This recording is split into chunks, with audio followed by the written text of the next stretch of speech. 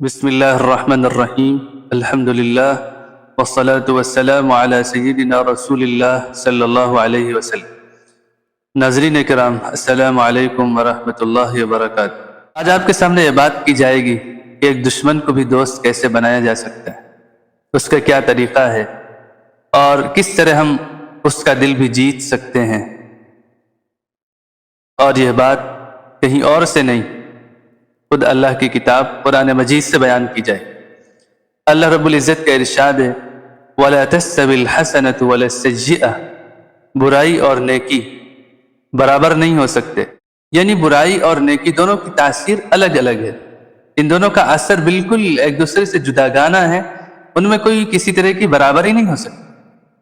اچھائی کا نتیجہ بالکل الگ ہوتا ہے اور برائی کا نتیجہ بالکل الگ ہوتا ہے۔ ادفع باللتی ہی احسن، جب بھی کوئی تمہارے ساتھ برائی کر دے تو اس برائی کو اچھے طریقے سے دفع کرنے کی، دور کرنے کی کوشش کرو، نہ یہ کہ برائی کا جواب برائی سے دو۔ نتیجہ کیا ہوگا؟ انعام کیا ملے گا؟ فَإِذَا الَّذِي بَيْنَكَ وَبَيْنَهُ عَدَاوَةٌ، تو دیکھتے ہی دیکھتے وہ شخص آپ کے اور جس کے بیچ دشمنی ہوگی، ایک دوسرے کے لیے نفرت ہوگی، دوری ہوگی، كَأَنَّهُ وَلِيٌّ حَمِيمٌ، بالکل جگری قریبی دوست بن جائے گا۔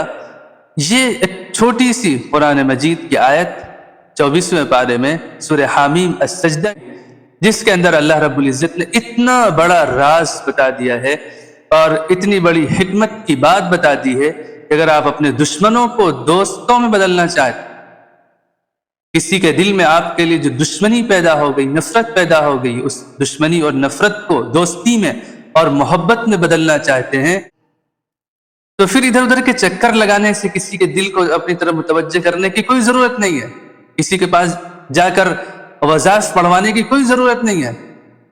آپ اپنے اخلاق بدل لیجئے، اپنا رویہ بدل لیجئے، اپنا طریقہ بدل لیجئے، آپ اس کی طرف سے پیش آنے والی کمیوں اور کوتاہیوں کا بدلہ اچھائی سے دینے کی کوشش کیجئے۔ دیکھتے دیکھتے ایک دن وہ خود آپ کی تعریف کرے گا، آپ کا دوست بن جائے گا، آپ کا ساتھی بن جائے گا، آپ سے محبت کرنے والا بن جائے گا۔ اس قرآنی نسخے کو اپنائیے اور دشمنوں کو دوستوں میں بدلتے چلے جائیے۔